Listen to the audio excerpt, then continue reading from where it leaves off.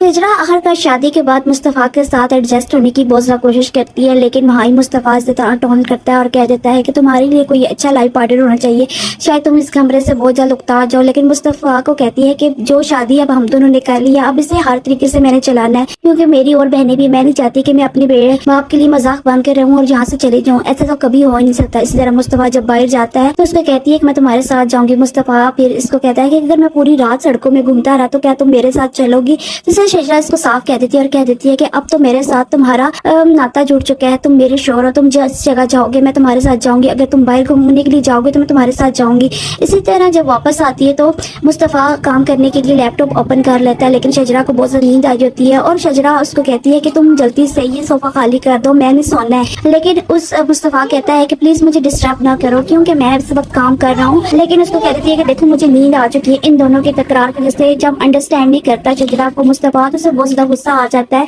और कहती है कि अगर मुस्तफ़ा तुमने काम करना है तो तुम एक तरफ कमरे में बैठ जाओ, तुम काम करते रहो, लेकिन मुझे एटलीस्ट सोना है। तो कह देता है कि बस देखा, तुम एक नकारा शोर से अभी से बेजार हो चुकी हो, तुम यही चाहती थी ना कि तुम सिर्फ इस शादी को सिर्फ अपने बाप की और लोगों की माशरे की रवैयों की वजह से और उन लोगों की बातों की वजह से निभा रही हो, तुम इस शादी में कोई भी इंटरेस्ट नहीं है, तुम सिर्फ मेरे एक नकारा शोर को किस तरह तुम मेरे साथ चल सकती है जो तुम्हारी जरूरतें पूरी नहीं कर सकती। इस तरह की जब मुस्तफ़ा बातें करता है तो शजरा पूरी रात रोती रहती है और कह देती है कि मुस्तफ़ा तुम क्यों नहीं समझते कि मैं इस शादी को निभाने के लिए कितनी हद तक कोशिश कर रही हूँ और तुम बार बार इस शादी को तोड़ने की और बार बार इस बात को साथ लाते हो कि मैं तुम्हारे काबिल नहीं हूँ। मैंने जब कह दिया कि ये शादी हो चुकी है तो हमें एडजस्ट करना चाहिए और एक दूसरे को स्पेस देनी चाहिए। तुम क्यों नहीं इस बात को समझते, तुम क्यों अपने आप को जॉबलेस कहते हो और मुझे इस बात का एहसास दिलाते हो कि मैंने शादी सिर्फ एक मजबूरी के तहत की है। इसी तरह जब सुबह शजरा उठती है तो उसकी सास उसको कह देती है कि तुम्हारा भी ये दिल करता होगा किसी अच्छे घर में शादी होती, लेकिन मैं अपने मुस्तफ़ा के लिए कोई अच्छी लड़की ब्याह कर लाना चाहती थी। ये सब कुछ तो मुस्तफ़ा के बाप ने कर दिया, इतनी जल्दी मुस्तफ़ा की शादी करी जब वो अपने पाँव पे नहीं खड़ा। मेरा बेटा तो हीरा है, अभी उसे बहुत अच्छी जॉब मिल जाती, उसके बाद मैं किसी शहजादी को अपने बेटे की बहू बनाकर लाती, लेकिन अब गलती होगी है जिंदगी में, अब तुम्हें इसी लड़के के साथ एडजस्ट करना होगा। अभी मुस्तफ़ा के ऊपर रिस्पॉन्सिबिलिटीज बहुत ज्यादा बढ़ गई हैं।